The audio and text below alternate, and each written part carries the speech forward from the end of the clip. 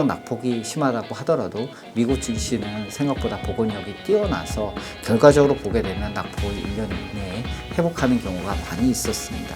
이런 점에서 낙폭이 심하고 변동성이 큰 시장, 저가 매수의 기회가 존재한다는 점도 기억해 주셨으면 감사하겠습니다. 안녕하세요. 저희 KCGI 자산운용이 사명 변경 1주년을 맞아서 저희 CIO이신 목대균 대표님 모시고 간단하게 인터뷰 진행하려고 하고요. 저는 이번 인터뷰 진행을 맡은 KCGI 자산운용의 정현대 수석입니다. 반갑습니다. 안녕하세요. 저는 KCGI 자산운용 운용총괄 대표 목대균입니다. 초대해 주셔서 감사합니다. KCGI 자산운용이 새롭게 출발한 지 이제 1년이 됐습니다. CIO로서 지난 1년간을 어떻게 평가하시는지, 잘한 점과 좀 아쉬운 점이 있다면 어떤 것들이 있는지 말씀 부탁드리겠습니다. 예, KCGI 자산운용이 새로 출발한 지 벌써 1년이 됐습니다. 지난 1년을 돌이켜보게 되면 저희가 잘했던 것 중에 하나는 청사진을 잘 그렸다라고 생각을 하고 있습니다. 자산운용사이기 때문에 투자를 잘 해야 된다고 생각하고 있고요. 앞으로도 잘할 거라고 저희는 생각을 하고 있습니다. 그걸 하기 위해서는 올바른 투자 철학, 투자 원칙, 투자 프로세스가 필요합니다. 이걸 저희는 청사진이라고 하는데요. 이러한 청사진을 잘 그렸다라는 점에서 지난 1년을 긍정적으로 평가를 할 수 있을 것 같습니다. 좀 아쉬웠던 점이라고 한다고 하면 이러한 청사진에 걸맞는 상품 라인업이 있었어야 됩니다. 다양한 상품을 좀 구비해서 고객분들의 다른 리스크와 리턴을 맞춰드릴 수 있어야 됐었는데 그런 부분이 조금 아쉬웠습니다. 그리고 돌이켜 좀 생각해 보면 이러한 상품 라인업을 같이 할 수 있는 인력 구성이 돼 있어야 되는데 이런 부분에서 조금 아쉬웠습니다. 이 영상을 보시고 계시는 많은 젊은 분들 저희 회사 꼭 관심 가져주시고 지원해 주시면 좋을 것 같습니다. 한국 펀드 시장에서 일반 공모펀드가 침체가 오래됐고 최근에 이제 MZ세대가 ETF를 선호하는 현상도 나타나고 있는데요.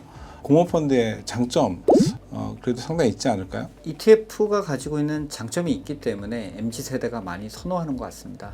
첫 번째는 거래 편의성이 높습니다. 사실 그 공모펀드 대비 거래를 아주 쉽게 할 수 있는 장점이 있습니다.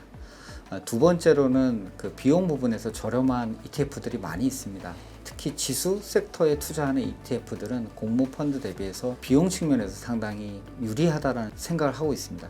그러나 ETF가 거래 편의성이 높다고 해서 또 사고팔고를 자주 하는 경우가 있습니다. 시장을 많이 쫓아다니다 보니까 이제 그런 경우가 많이 발생하게 되는데요.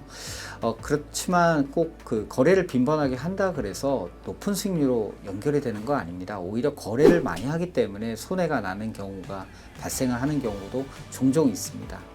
두 번째, 비용 관련된 부분에서 지수나 섹터에 투자하는 ETF가 운용 수수료가 낮다라는 것은 ETF가 가지고 있는 장점은 분명합니다. 그러나 많은 테마형들 그리고 특색을 가지고 있는 액티브형들이 그렇게 비용이 공모형 대비해서 낮은 것도 아닙니다. 그런 점은 주의를 해주시면 좋을 것 같습니다. 저희가 이제 공모형 펀드를 운용을 많이 하다 보니까 저희도 전문가로서 리스크를 통제하는 가운데 수익을 높이기 위해서 많은 고민을 하고 밤잠을 설치고 있습니다. 여러 그 MZ세대들 그리고 수익자분들이 최근 급변하는 시장 환경 그리고 변동성이 심한 9월장을 맞이하면서 많은 고민을 하실 거라고 생각합니다.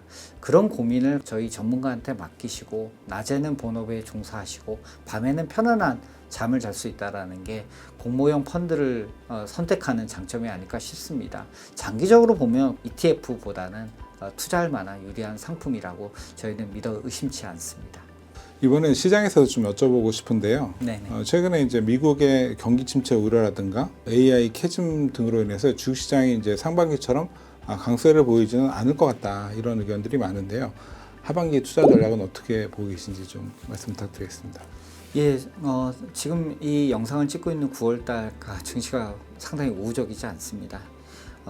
지난 그 몇 년간 9월달 증시는 상당히 조금 부정적이었고요. 특히 올해는 좀 알고리즘 매매가 기승을 부려서 그러는지 증시 변동성이 상당히 심합니다. 지금 나와 있는 리스크만 보더라도 6개 정도 저희 크게 보게 되면 꼽을 수 있는데 첫 번째는 미국의 경기 둔화 가능성, 두 번째는 중국 증시가 상당히 침체되어 있는 상황이고요.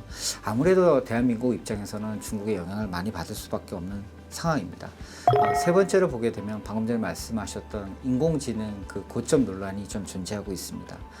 네 번째로 봤을 경우에는 그 옌캐리 트레이드의 청산 문제가 아직도 지속이 되고 있고요. 그리고 그 중동과 그리고 우크라이나의 전쟁은 아직까지도 계속되고 있습니다. 마지막으로 11월에 예정되어 있는 미국 대선 등 아주 복잡한 그 다양한 리스크들을 얽히고 설키면서 투자 판단을 상당히 어렵게 하고 있는 상황입니다. 이런 가운데 그 지금 현재 IT에 집중된 리스크가 불거지면서 사실 IT 대형주들의 낙폭이 심화되면서 증시 변동성이 조금 커지고 있는 상황입니다.